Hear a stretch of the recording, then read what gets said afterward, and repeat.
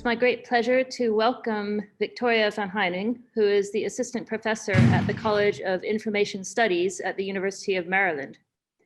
Professor van Heining got her start in crowdsourcing in a way that will be instantly relatable to many historians. She was faced with an awful lot of archival documents that needed to be transcribed so that they could be made available not only to her, but to a community of researchers who otherwise would have a hard time gaining access to them.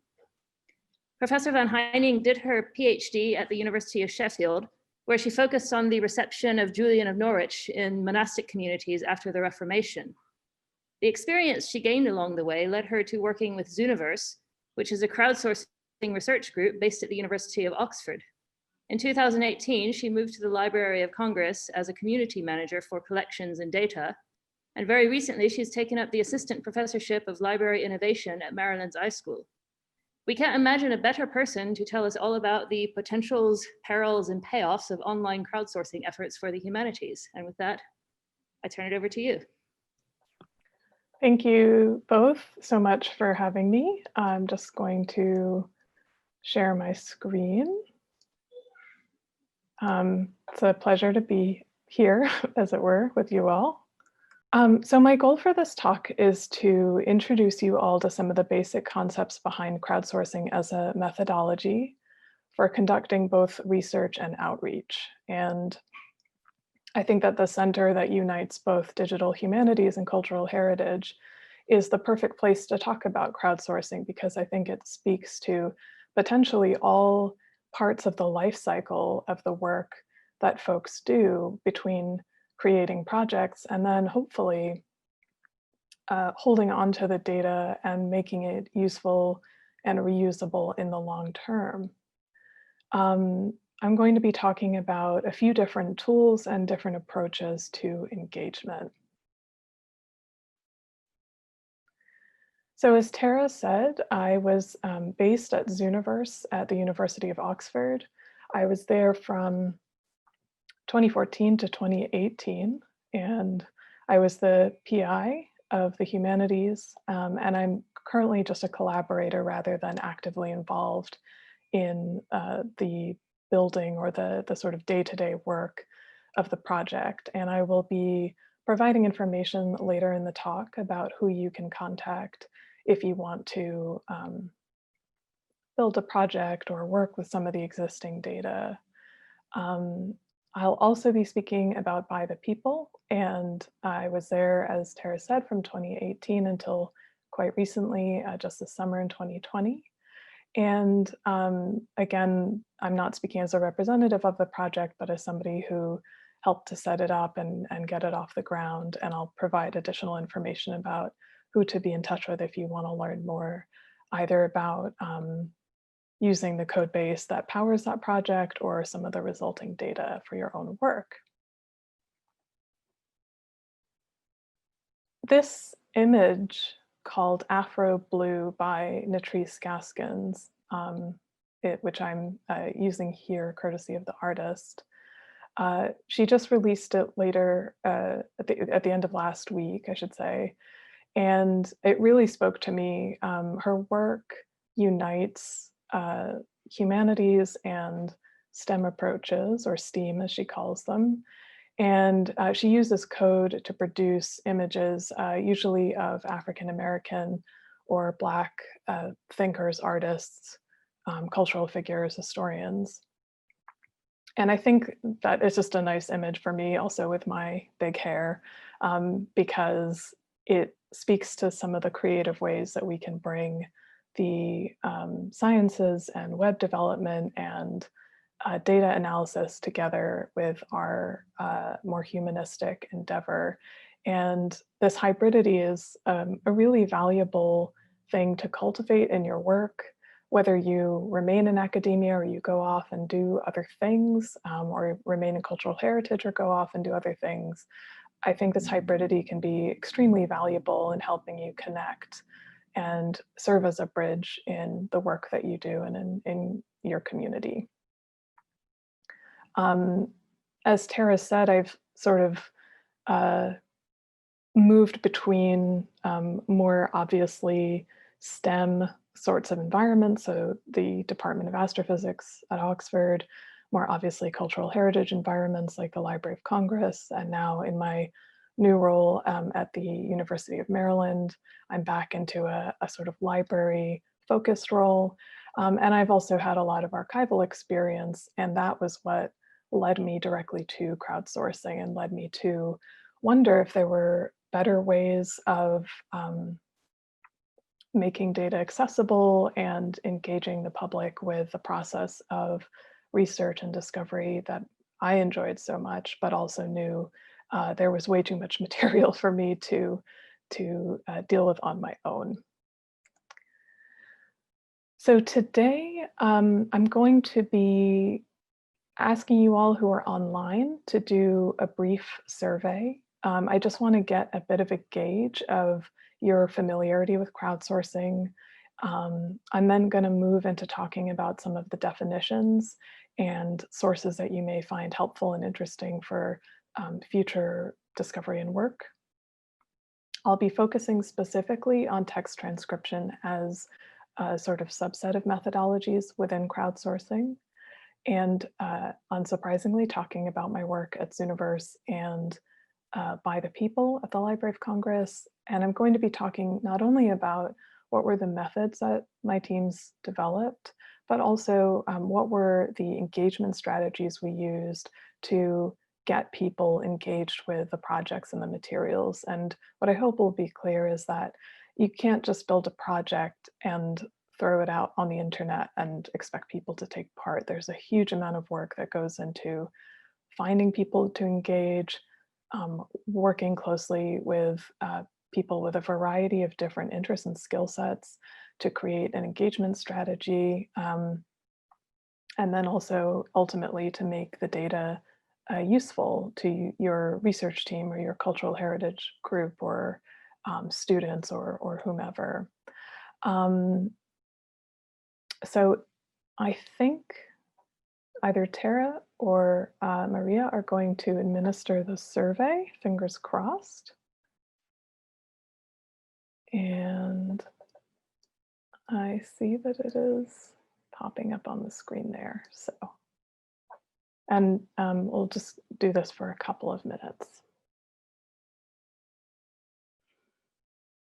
So I will share the results. I'll just say them out loud. So about 40% of folks have taken part in a crowdsourcing project. 60% said they have not. 30% said that they have used crowdsourced data either in their research or teaching as part of a class or as a student. And about 70% said they have not done so. The question that I was particularly interested in, do you worry about the quality of data produced by non-specialists? And 67% said yes, 35-ish% said no. And then others, for question 4, it was about a 50-50 split.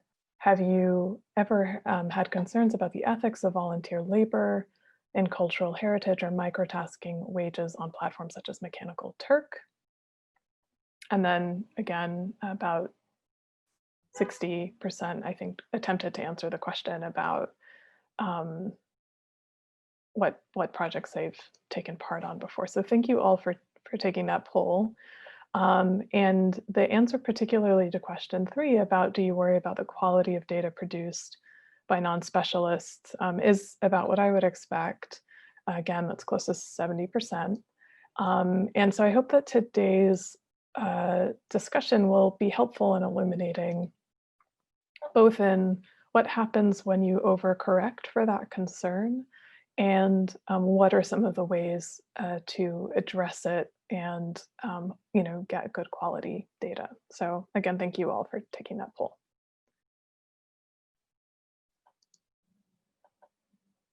So I was asked to suggest a few readings for folks to check out before today's talk, and I hope that some of you were able to do that.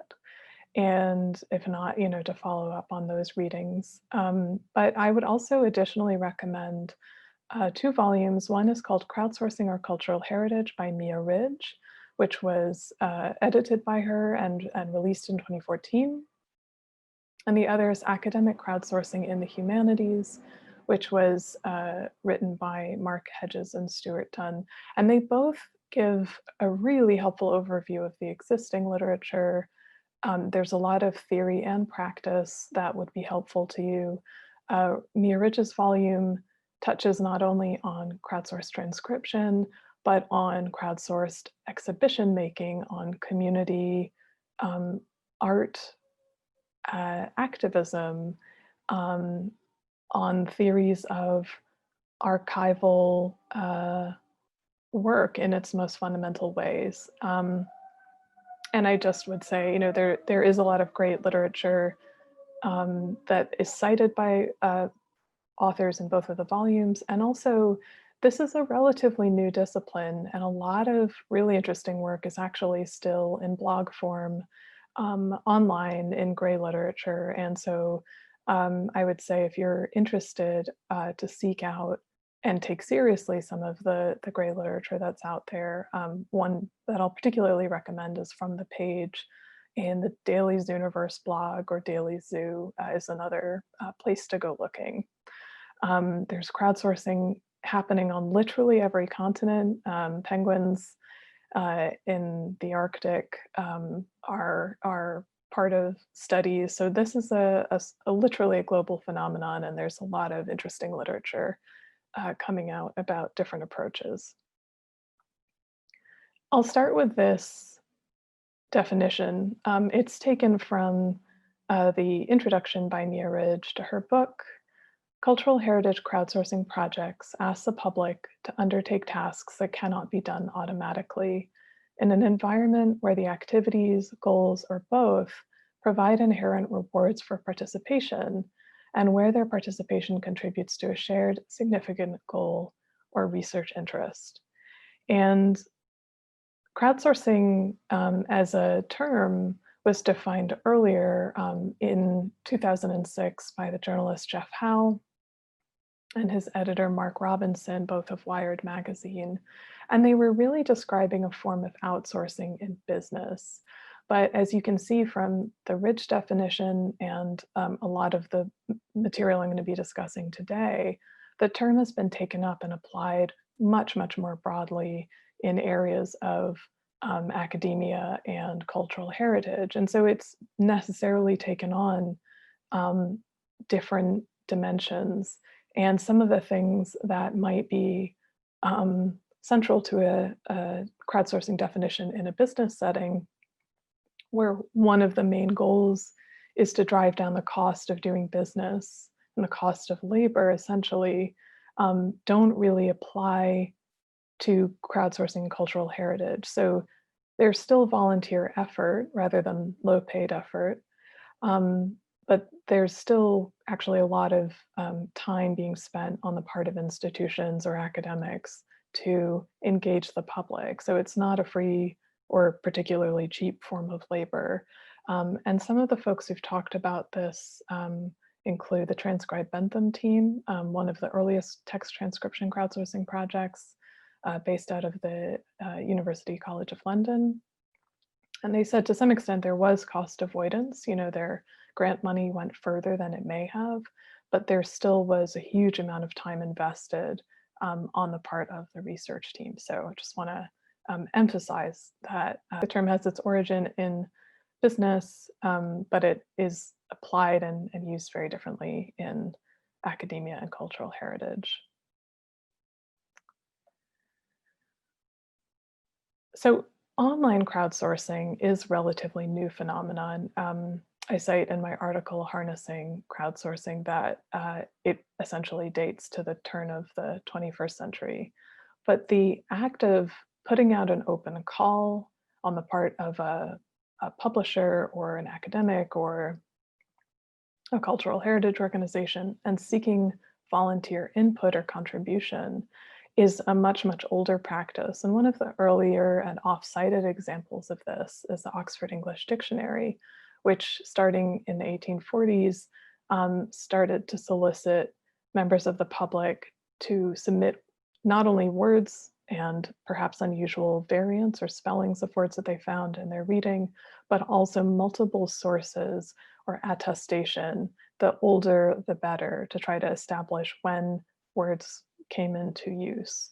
And this crowdsourcing idea was actually really kickstarting the OED and made it possible for the dictionary to publish something substantive and meaningful in the 19th century. And one of the most prolific contributors was a former surgeon and an American Civil War doctor who suffered from really severe PTSD and unfortunately committed murder and wound up being imprisoned.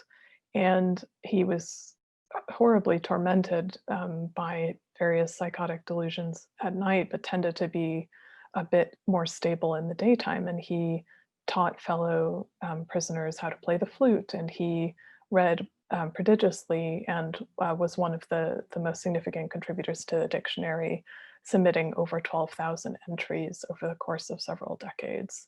And I think that that is an interesting thing to highlight, that sometimes contribution will come from very unexpected places. And it's important when you set out on crowdsourcing to think really broadly about who your audience might be, because they'll surprise you.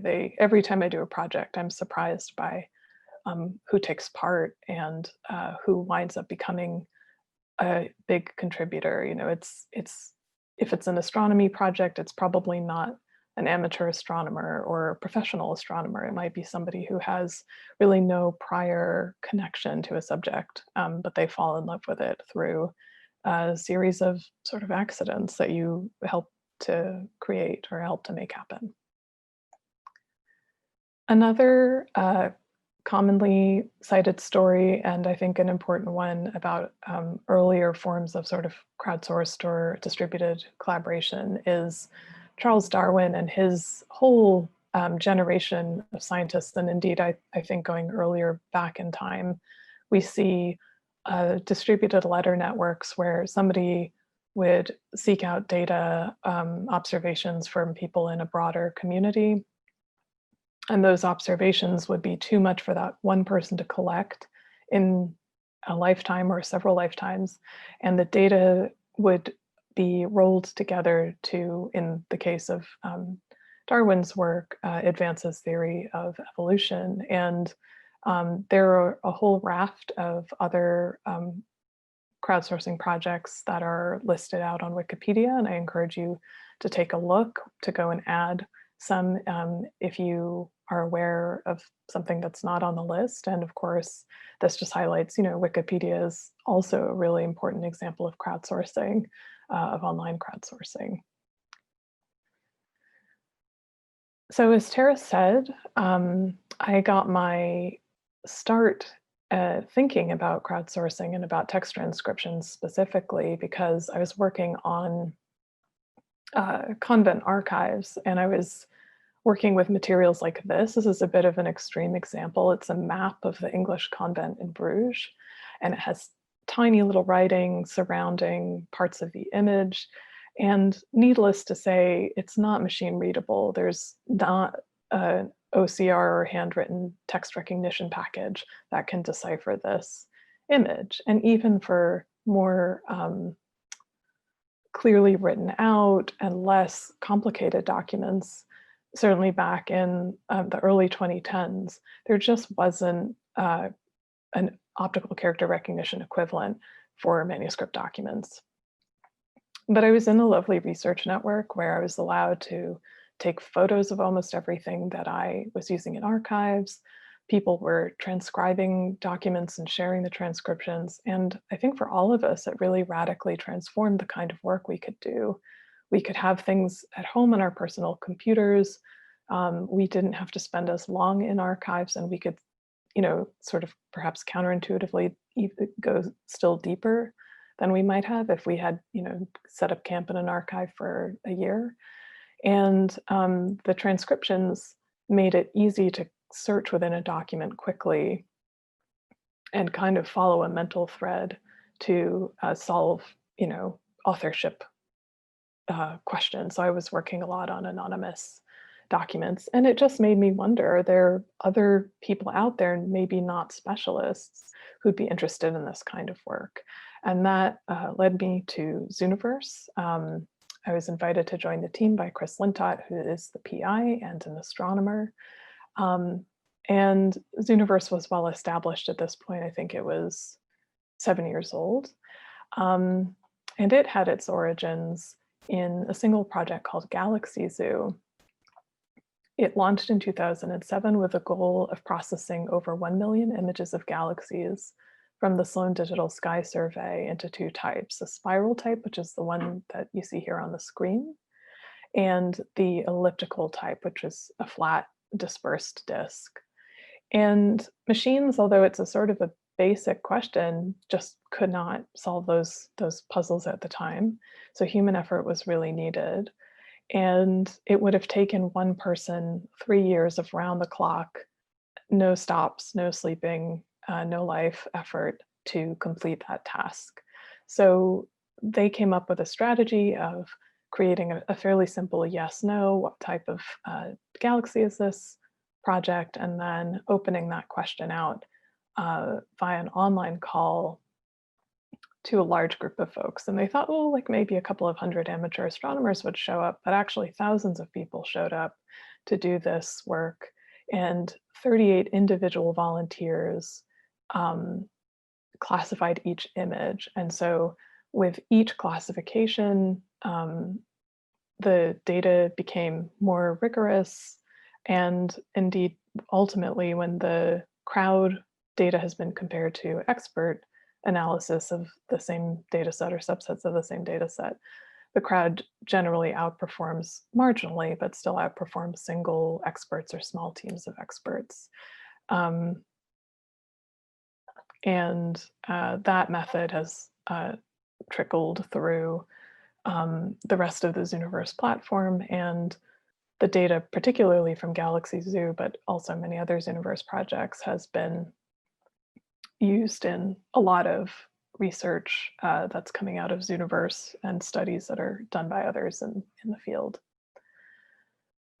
So when I say that the Galaxy Zoo method then trickled through, I mean, I'm talking hundreds of projects, millions of volunteers, and we have things that are in the ecology domain, cancer research, humanities, history, linguistics, psychology, languages, medicine, on and on and on. And initially, all of the projects were built, one at a time in partnership with a particular team. But then in, I believe, 2013 or 2014, Zooniverse was awarded a large grant from Google to make a platform where anybody could use the tried and tested tools like the galaxy morphology or animal classification tools to make their own projects. And Zooniverse then went from being a partner to really a platform for many different cultural heritage and academic research organizations, school projects, you name it, all over the world. And the work that I was doing on humanities transcription was happening alongside the development of those new tools, but it was essentially a parallel, as yet sort of untested method. So it didn't go directly into the project builder right away. The underlying architecture of Zooniverse was built on the theories of writers such as James Surowiecki, who in his book, The Wisdom of Crowds, argued that a diverse group of individuals could more accurately and efficiently make decisions or offer solutions to complex problems than the average expert alone. And that, of course, is chimed with the Galaxy Zoo research I mentioned earlier. He believed that it was important for people to make their decisions independently, and for those assessments to then be gathered together, compared, and averaged, so to find a sort of majority rules. He also emphasized that expertise itself could sometimes prevent people from making the right decisions, particularly in high-stakes situations where reputations might be at stake or more.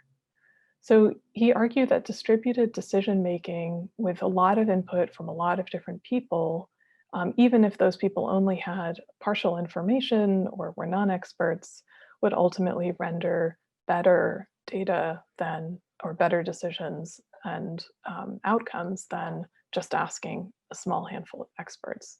So Zooniverse really built on that, and that underlies all of the methodology, but it also means that you need to have the ability to aggregate the data that you collect. So to take a slightly silly example, but I couldn't really help myself, if you have 100,000 images of cats and you want to know if they're tabby cats and they have that distinctive M shape on their foreheads, like this cat here, and each picture is analyzed by 6 people, you now have 600,000 data points to deal with if you've started with, say, 100,000 images. So even with a simple yes/no question, is this a tabby cat? You wind up with a lot of data to wrangle. In this case, the methods that you'll use are fairly straightforward. But what happens when we apply these same types of methods to more complex data, such as the strings of text that make up transcriptions? And that's really what my colleagues at Zooniverse and I were experimenting with and trying to understand over the last 10 years.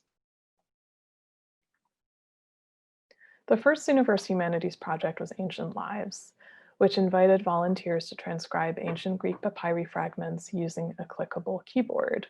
And this project started in 2010, so a few years before I arrived at Zooniverse.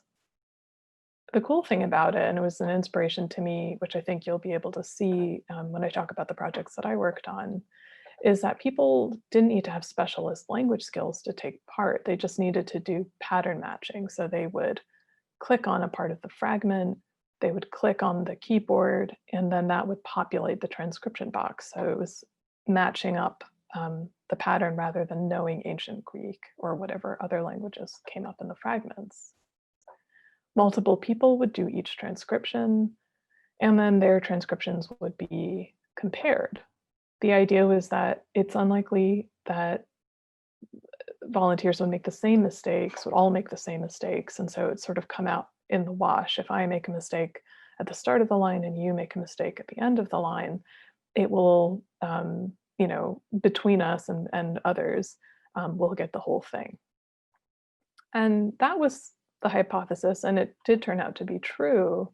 But the Ancient Lives team found, and so have all of us who've worked on text on this platform, that there isn't really a single set of approaches or algorithms that you can use, or a series of rules that you can define to assess and compare the data that will work across all of your data set. Because essentially with a computer, as I'm sure you all know, you say, here are a set of rules and a set of behaviors, and very few, even neural networks and more advanced machine learning can detect enough information to accurately apply the appropriate rule. So human brains make some pretty amazing assessments that we don't even register or understand that we're making. And machines really don't have that capacity yet, or when they do, it's usually like quite expensive to run and to process.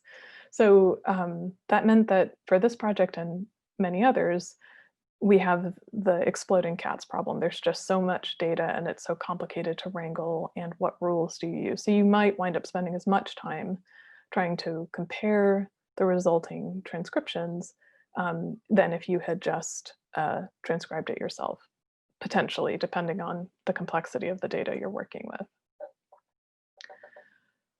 A few days after I arrived at Zooniverse in 2014, we launched Operation War Diary. So this had been built before I got there, of course.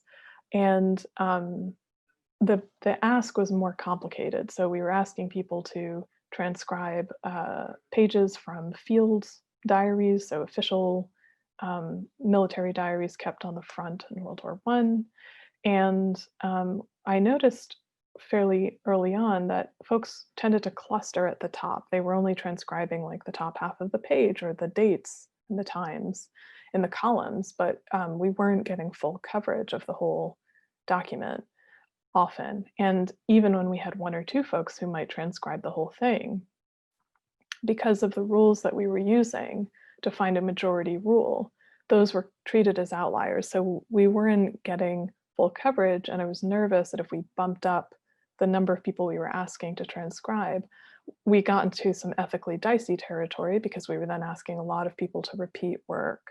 And we were also making more data and more cats to have to herd down the line. So when we then built Annotate, um, we tried to do an approach that would allow us to be a bit more granular and potentially find strings of text that we could compare and eliminate some of the complexity that we were finding in Operation War Diary. So this was a project with Tate Britain. It launched in 2015. The aim is to make artists' letters and sketchbooks and journals word searchable and present them alongside the artworks by the relevant artists in the Tate collections. And for those of you who work in cultural heritage, you might know actually how unusual it is to bring 3D objects or paintings together with archival material. So it was a really cool project. There were a lot of great outcomes, including some of the volunteers who we found and who took part. Some of them were translating the German poetry that was scattered through the diaries into English, we believe for the first time. And it's just making documents searchable that have never been made searchable in this way. So it was really exciting. And this is the interface in action. Hopefully I can get it to play. So you'll see in order to transcribe the text, a dot is placed on either side of, in this case, just the word, but it could be on either side of the whole line. That triggers a transcription box. The transcriber transcribes, and then they can do as much or as little as they want. They can do the whole page. They can say there's more to do, and then somebody else will come along. And we set it so that, and actually I'll skip over to the next slide so you can see this page progression. So 3 or more volunteers would mark a line and then independently transcribe it. We would then use an aggregator in real time to cluster those lines and then compare the strings of text in between the lines. If there was no agreement among the first 3 people, then the line would remain open until 15 attempts had been made over the whole page. And then if nothing was happening, we would just force the whole page to retire. But then if the majority of the string would align, then the line would be retired. And I'll show you how we indicated that to participants in a moment. When all of the lines were completed and people could see that, then when 3 people said it's all done, it would be marked as all done. There was then an expert review phase for the pages that had low agreement, where the page finished, but it looked like maybe 80% or less it was in alignment. And then there would also be spot checking of pages that had high levels of agreement, just to make sure that the aggregation was accurate. And then an institution or researcher would publish or store the data. And that sort of specifically what was done in the 2 cases I'm going to talk about today, Annotate and Shakespeare's World, and it's sort of a broader view of what's also been done with subsequent projects on the Free Project Builder. Shakespeare's World was a project that was really dear to my heart. I hope that you can all see that this project was from roughly the same period that I was working on for my PhD, but with different materials. So these were, this was a partnership with the Folger Shakespeare Library and the Oxford English Dictionary, and we were featuring letters, recipes, and then later sort of handwritten early newspapers. And it had similar functionality. People could choose as little as a word to transcribe, or they could choose a phrase or a line. We knew the handwriting was more complex, so we wanted to make it as granular and inviting as possible. And I noticed, I was looking at the center's website before and saw that there are a few folks who are working on paleography tools. So you may be interested to know that this project was allowing people to create little snippets of the pages to save for their own paleography cheat sheet. So we were trying to make it also a kind of a teaching tool and a self-guided learning tool. Both Annotate and Shakespeare's World would show dots, the gray dots, when pages were complete. Oh, sorry, when lines were complete. And that was the information that folks then would use to say the whole page was complete. And at first, it seemed to be working really well in terms of addressing the concerns we'd found in Operation War Diary. So we were getting completion of whole pages, but we started to notice over time that there were just some lines that weren't getting agreement and that there was some confusion with the strings that were being compared. But this was an early result.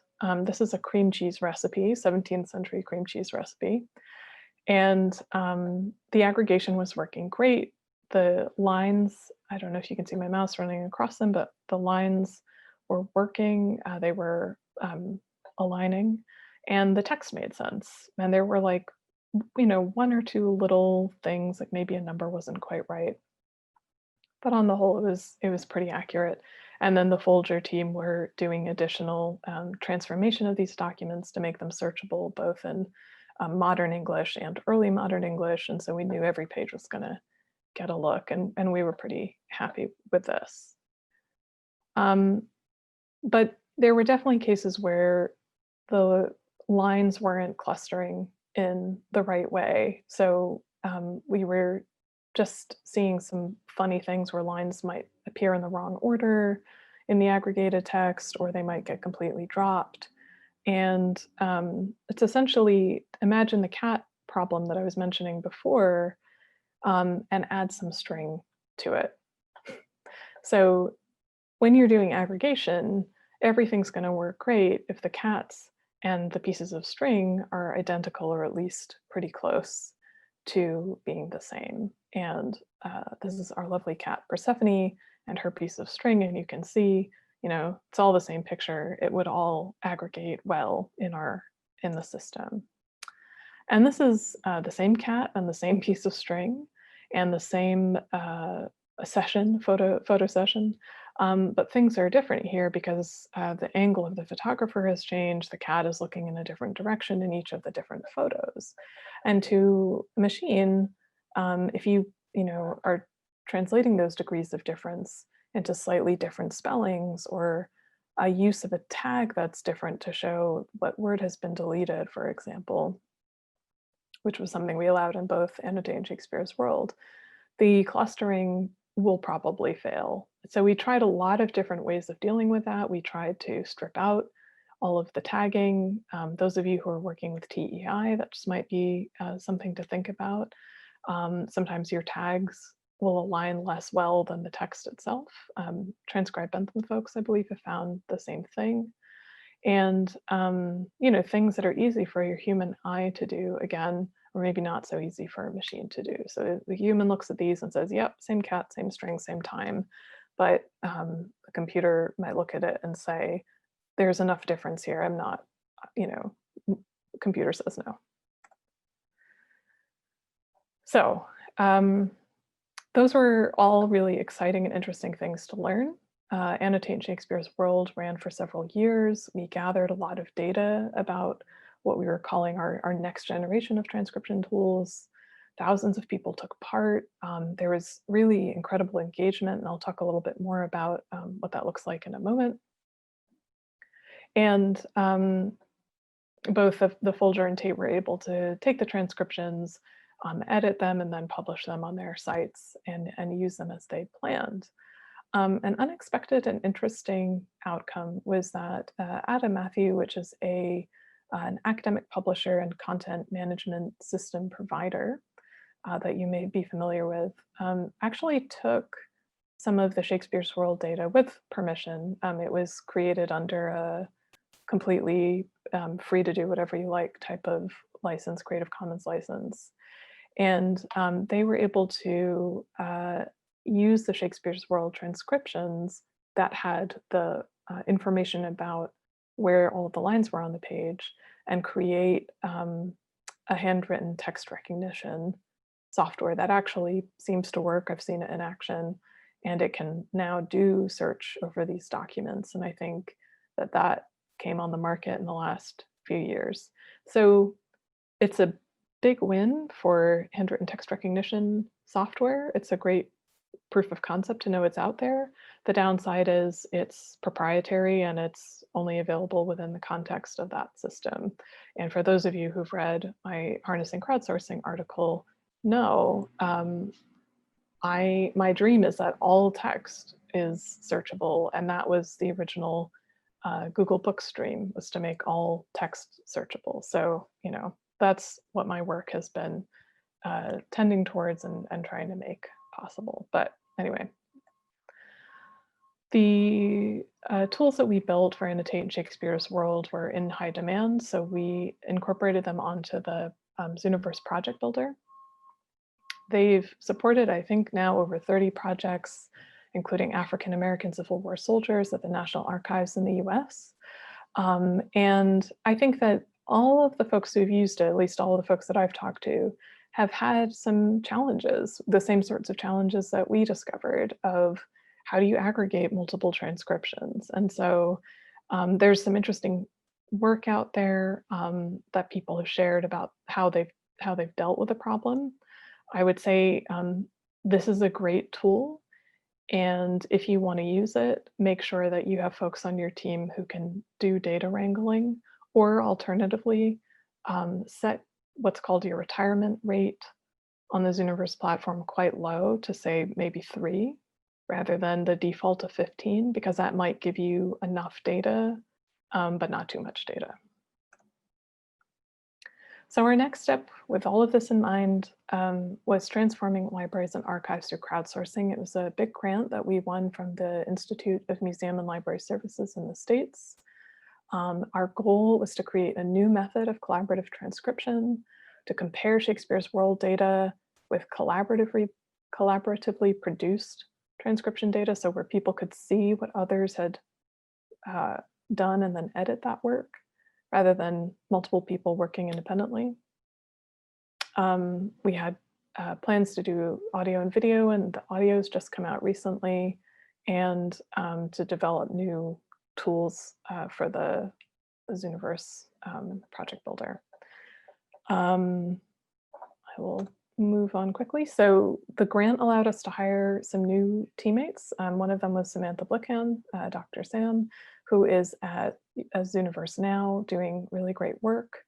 And she led the charge on anti-slavery manuscripts for the Boston Public Library. And in this, she and her team were able to create a A-B split. So half of the participants took part in the kind of older individual method, more like Shakespeare's World and Annotate, where they were transcribing on their own in a bit of a vacuum. And then the other half were transcribing, where they could create a line and then see if anybody else had also created a transcription. People could edit each other's work directly. And the results, which we've written up and published fairly recently with Samantha as lead author, are essentially saying, yes, you know, when people can see what others have already worked on, when they can see where the line already is that has been drawn by another person, aggregation works better, the transcriptions come out more cleanly, and the whole project just moves more quickly. And that anti-slavery manuscripts project was put onto the collaborative mode, and I believe it just finished actually in earlier this year. But there were still issues with aggregation, and so Sam and her team have developed another tool, a sort of an editor, which is still in progress, to try to enable teams to run aggregation that maybe best suits a specific page, rather than trying to find parameters that work for a whole collection, because there rarely are a single set of parameters that work for a whole collection. But as you can probably guess from everything that I'm saying, you know, these methods take a lot of input. They take a lot of brain power. They take a lot of public engagement. They take a lot of aggregation work at the other end. And so I would say, think carefully about the tools that you use and about the kind of team that you have when you're setting out. Um, I'm going to switch over now to some engagement methods, and I hope that this will be a bit of fun and lightness. I know there have been cats so far, but it can be a lot to hear somebody speaking at you without interruption for 45 minutes. Um, Anyhow, so the Tate and Shakespeare's World transcription methods were, maybe not everything we wanted them to be, but the engagement that we were able to do through these projects uh, and the types of engagement we had from volunteers was just so beyond my expectation and so incredible. So I'm going to give a couple of examples that are related to our Oxford English Dictionary piece of this. The OED was mostly drawing on printed references, and except for in the medieval period when they were drawing on manuscript references. But as many of you probably know, print is a tool for the people who have power and money. Certainly that was true for the early centuries of print. But manuscript culture kept going. It was used by everybody, but particularly women, religious minorities, ethnic minorities. And so if you want to get a really full picture of a culture, you have to engage with manuscript culture as well. And so we created with the OED a database of all of the words and all of the variants so that when somebody would transcribe and submit their transcription in Shakespeare's World, we would run it in real time against the database. It helped again to have that little short string rather than a whole page. And if it found in the string a word that wasn't in the database, there would be a pop-up like this one to say, thanks, you may have found some unrecorded spelling variants, and that we would then go and check into them. So that was one way in which we were looking for words, but we were also really inviting people to come and take part in the discussion board and share their questions, and if they'd found words that they thought might have an older precedent in the document they just transcribed than was in the dictionary. We gave people access to the dictionary who were taking part. And right away, within the first few days of the project, somebody transcribed what they thought was taffy tarts, but it didn't sound right to them, like the American pulley candy, why would that be in a tart? And they were immediately responded to by a moderator and then by one of our guest experts, who's Lisa Smith. And she shed some light and she went and looked in the dictionary and she said, it sounds like from the recipe and the context of what the person had transcribed like a pastry, but the dictionary definition was something else completely. So she thought this, you're onto something, this looks like something new. But that was as far as we got at that time. And our editor of the Oxford English Dictionary shared that, this is indeed a new finding, like please keep an eye out, volunteers, for when you might see something else if you're transcribing a recipe, another reference. Because once we have two independent references, those can go into the dictionary and be a full citation. Sometimes new words or would-be words languish because there's only one example of their usage in that particular definition or in that particular way. And we I think probably did turn up additional things in the transcription, but nobody shared about them on the discussion forum. So I reached out as a Bake Off fan to Marianne Boardmans, who was on season 2 of the Great British Bake Off. And I said to her, you're a very historically inclined baker. I can see that from your show and your website. We found this taffety reference on Shakespeare's World. Have you come across that in your own work? And I wasn't really expecting an answer, to be honest, but she was incredibly generous and she wrote back straight away and said, not only has she found references to them, but she had used one of the recipes in her recently published cookbook, Great British Bakes, Forgotten Treasures for Modern Bakers. And her work in creating that cookbook and just as a cook in general involves deep engagement with printed and manuscript sources. She spent a lot of time in the Wellcome Library with early modern manuscripts. And she just had so much experience and intuition to share. And she just, like you do, whipped up 4 different versions of the recipe, which she likens to 18th century Pop Tarts. I have no idea if that joke works in Austria. Hope so. They're a sort of pastry with a filling. And she was saying about the word itself that the derivation for the name, aside from the pleasing alliteration, taffety tarts, she believes stems from the cooked pastry itself. Several recipes mention the thinness, which could bake or fry to a delicate crispness. And the sound from biting into a freshly cooked tart could sound similar to the rustle of the very best silk taffeta.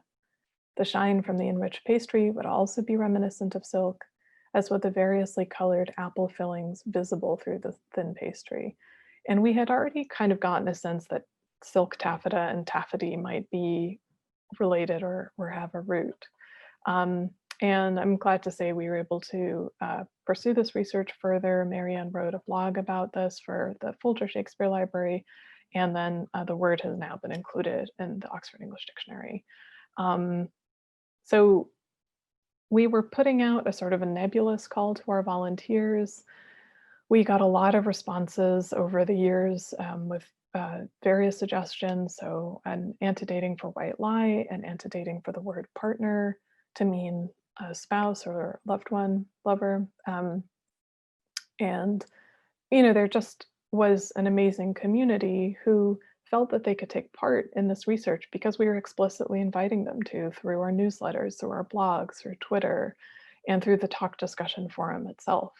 And we were framing the work that we were doing on Shakespeare's World as research rather than as simply transcription. And that will be important, I think, as I transition briefly into talking about By the People at the Library of Congress. And this is just a picture of the Library of Congress ceiling in one of the buildings there.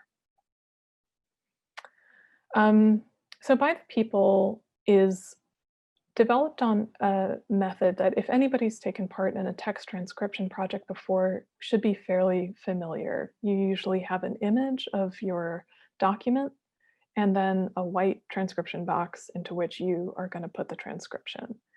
Often the systems are open in the sense that I can transcribe part of a page, save it, leave, somebody else can come along, finish my transcription, or they can edit it, they can review it. The way that we set it up was, and this is very much under the leadership of Megan Ferreter, who is formerly of the Smithsonian Transcription Center, and a real pioneer in crowdsourced transcription, who had moved to the Library of Congress. She said, we want to really emphasize that we trust people. We want this to be an approachable platform. So people could take part anonymously. They could take part signed in. If they were signed in, they could track their contributions. They could see what they've done. This is great for students, for people using the site for community service hours, internships, remote internships. And trust and approachability manifest as, these are national collections, and we think that volunteers have the capacity to do good work. In the time that I was working on the project, we, and I'll show this later on, but I think we managed to get about 400,000 pages into the site in 2 years. And in all that time, there was one piece of vandalism, which somebody wrote ha ha ha ha ha ha ha ha ha on a page. So no cursing, no racist diatribes, et cetera, et cetera. We've just found that people really do try their best, and the level of accuracy is really good, and it far exceeds optical character recognition, for most texts. And the Library of Congress, like many institutions, publishes not great OCR all the time because Sometimes when you have a digitization contract, OCR is included in the package, and you upload the content to your site and you know the OCR isn't great, but you make it available because it's better than nothing. And I would say volunteer transcription is vastly, vastly better than nothing, because not only are you getting your transcriptions, you're engaging with a whole community of people who now care about your institution, who are trying to further research, who are trying to make content accessible to new audiences. By the People was built from scratch in-house using some existing web building protocols and round tripping, or the Library of Congress's API, which is how we get the data in and out of By the People from the library's main website. The code base is called Concordia. It is freely available for anybody to build up and use in their own project and work. You'd have to do work to make it connect with your own API or your own system and to make sense for your collection and your institution. But it is a really powerful tool, and I think could be helpful for y'all if you're interested. Our goals were to engage folks and to make the content that we were putting online accessible through enabling keyword search, enabling the transcriptions to be legible to people with low or no vision who use screen readers, and also as larger data sets. So not only here's a searchable manuscript page, but here are 3,000 or 4,000 text transcriptions in a CSV file and all of the accompanying metadata about the object. And that might enable linguistic search, or that might enable new forms of history research, all sorts of things.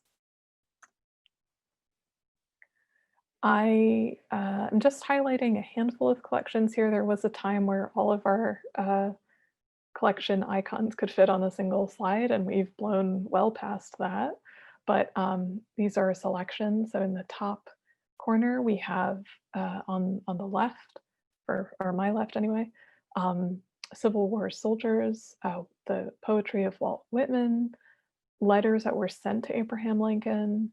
You'll notice a lot of women's faces, and a number of African-American folks are on here as well. We were really keen to try to surface the voices of people whose works probably hadn't been edited before, and just who were less well represented in scholarship and in collections. So there were a lot of suffragists for the suffrage centenary in the US, which unrolled between 2019 and 2020.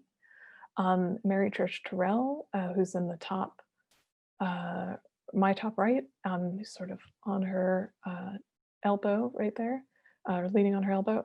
She was an advocate for women's suffrage and the rights of African Americans. Really proud we were able to include some of the papers of Rosa Parks, which came to the library just a few years ago and were digitized. And to see people connecting with this in so many different settings. So we did a lot of online events and a lot of in-person events with kids as young as 3 and adults as old as 93, and folks found really all sorts of exciting resonance with these documents, and sometimes found family members or examples of information that related to their hometown or place of residence that were especially resonant. So once the pages have been transcribed and reviewed by volunteers on By the People, they come back to the Library of Congress's website. And this is just one example. So we have the text on the left-hand side, the image on the right, and you can download the text. You can freely reuse it, cite it, do whatever you like.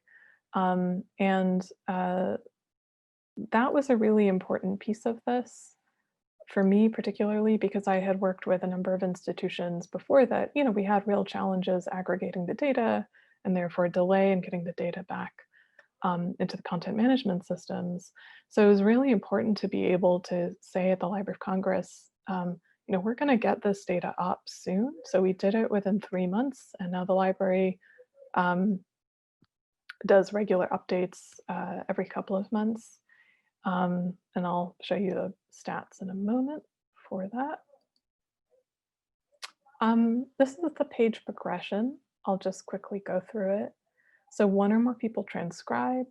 If somebody accepts the page, then it waits until what we call the whole campaign. So the different thematic groupings are done. 10% of that gets checked by subject experts. We did a really big quality control check before I left, and I think of the 50,000 pages that we checked, I had to reopen 10 pages for edits. So that I think speaks very clearly to the quality that we're seeing. Text files then get added alongside the original images, as I showed you. And then ultimately when a campaign is finished, so all of the Abraham Lincoln letters are done, we're going to bundle those into a CSV and then release them on loc.gov as a data set. If a volunteer reviewer rejects something because there are misspellings or the transcription conventions haven't been followed. So one of our conventions is like to preserve the line breaks, but not, for example, to put underlining or italics, because those aren't machine readable. So if somebody sees errors, they can reject it and then make the edits themselves. And then yet another person has to come along and make another assessment to see, is it ready to be completed? And then if it's accepted, it goes back into that cycle I described earlier. As I said earlier, I was excited in a way and not surprised to see the level of concern that people have about quality control. So this is a quotation from, it needs to be said, one of our biggest advocates for crowdsourcing transcription, but somebody who, although she always saw the value, was also skeptical about volunteers' ability to do accurate work. So she was, ready to embrace this experience, but had her reservations at the same time. And that's American Civil War specialist, Dr. Michelle Crowell, in the manuscript division at the Library of Congress. And she says, after looking through all of Gibson, so this is a 200-page Civil War diary, and some of Bourne, which are letters written by Civil War Union veterans with their left hands, so those who lost their right hands and learned to write with their left, I continue to be impressed with the overall level of quality of the volunteers' transcriptions. For the most part, they're spot on, or the errors are so minor that they make no meaningful difference. On some pages I landed on in Bourne, I'm not sure I would have had the patience to transcribe text written in such faded ink or with challenging handwriting. So based on my experience, By the People and its volunteers are doing exactly what we've asked of them, producing transcriptions that will provide enhanced access to the collections of the Library of Congress and engage the public in a meaningful way with the collection material we are preserving and making available. So just under 2 years into this endeavor, By the People has registered 18,400 users. That doesn't count all the anonymous folks who are taking part. 52,000 pages are transcribed and awaiting review. 216,000 pages have been completed. So they've gone through various passes of transcription and review, and 16,315 have been published back on loc.gov. There's a big discrepancy between the things that get published on the website, loc.gov, and the things that are completed, because we would only publish completed documents, so not just individual pages from documents, but eventually, all of those completed pages will appear on LOC. I see I'm going over my time, so I'm going to just whip through really quickly, talking about engagement strategies. So if your project can have a discussion forum or it has one built in, use it. Be prepared to talk to your volunteers every day when you launch, and certainly every few days and every or every week once you're more established. If you can use social media, Twitter, Facebook, if you can send newsletters or write a regular blog, that's an excellent way to keep people informed. Do direct outreach to educators and affinity groups. If you're creating a project that has some local interest, make sure you reach out to the relevant community. Doing in-person and virtual transcribe and review events, or transcribe-a-thons, review-a-thons, are really great ways of not only engaging people, but making sure that they understand the transcription conventions or the rules. So you can have a sort of teachable moment. You can run challenges. So you say to folks, let's try to transcribe N pages by X date. Seek out media coverage, despite the fact that this is a 20-year-old phenomenon. There are really great, generally feel-good media stories, and particularly in times like these, there are a lot of interest from a lot of outlets about people being able to do useful stuff from their homes. At the library, and this is true in a lot of organizations, since COVID-19 has been keeping so many of us at home, crowdsourcing has gone through the roof. This is across the board of every project owner I've talked to, and in my experience at the library, we could barely keep up, jamming content into the site because suddenly, volunteer organizations, students working from home throughout, elementary on up, people who suddenly couldn't do their normal things. This was a great way to stay engaged in the world and do something useful.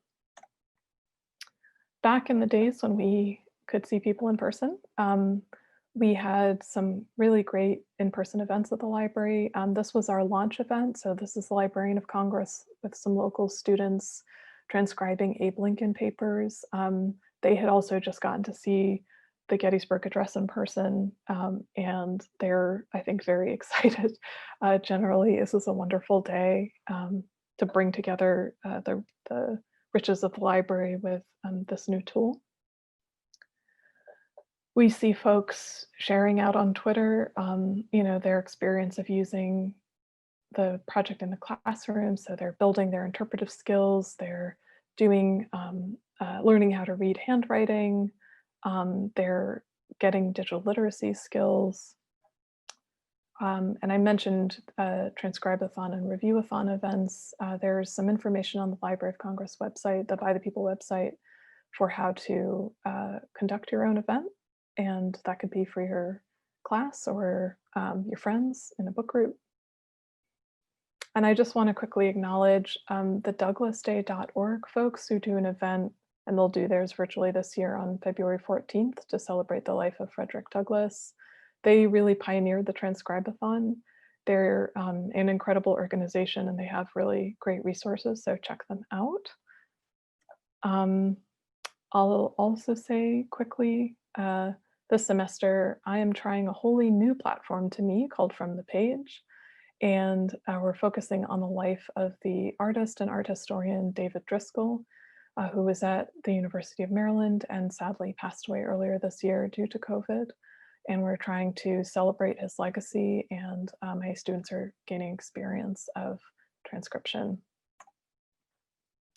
And I'll skip past the slide because I've covered a lot of it and just put the information for projects that you can get involved with and people you can contact if you want to know more.